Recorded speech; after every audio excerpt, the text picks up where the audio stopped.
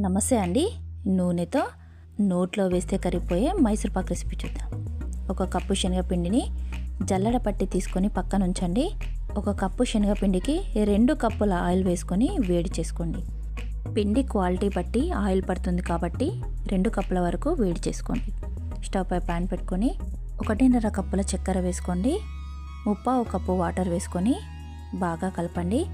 మనకు చక్కెర అంతా కరిగి తీగ పాకంలాగా రావాలి. తీగ పాకం వచ్చిన తర్వాత ముందుగానే జల్లెడ పెట్టుకున్న శనగపిండిని పాకంలో వేసి కలపండి. పిండి పాకం అనేది 2 బాగా కలిసిపోవాలి. ఈ కన్సిస్టెన్సీలో వచ్చినప్పుడు కొంచెం ఇలాచీ పౌడర్ని వేసి కలపండి.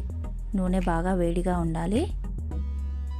ఇట్లా నూనె వేసి వెంటనే కలపాలి. మంటను లో టు హై ఫ్లేమ్ అడ్జస్ట్ చేసుకుంటూ చేయండి. ప్యాన్ నుండి మైసూర్పాక్ సపరేట్ అయ్యేంత వరకు ఇదే ప్రాసెస్ను కంటిన్యూ చేయండి. నూనె వేసిన వెంటనే కలపాలి. నూనె మొత్తం అబ్జర్వ్ అయినాక మాత్రమే మళ్ళీ నూనె వేసి కలపండి.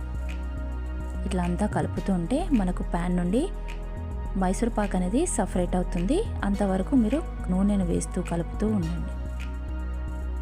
ఇట్లా అంతా సపరేట్ అయ్యాక ఒక టిన్ను కానీ ఏదైనా ప్లేటుకు కానీ ఆయిల్ రాసుకొని మైసూర్పాక్ని అందులో వేయండి. పక్క నుంచి చల్లారబెట్టండి. 10 నిమిషాల తర్వాత కొంచెం గట్టి పడుతుంది. అప్పుడు చాకుతో మీకు నచ్చిన సైజులో పీసెస్లా కట్ చేసి ఉంచండి.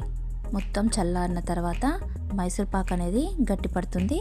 మళ్ళీ చాకుతో మరొకసారి అదే విధంగా కట్ చేయండి. ఒకసారి ఇలా ట్యాప్ చేస్తే మనకు మైసూర్పాక్ అనేది ఈజీగా వస్తుంది. ఈ వీడియో నచ్చినట్టయితే లైక్ చేయండి, షేర్ చేయండి, కామెంట్ చేయండి, సబ్స్క్రైబ్ చేసుకోండి.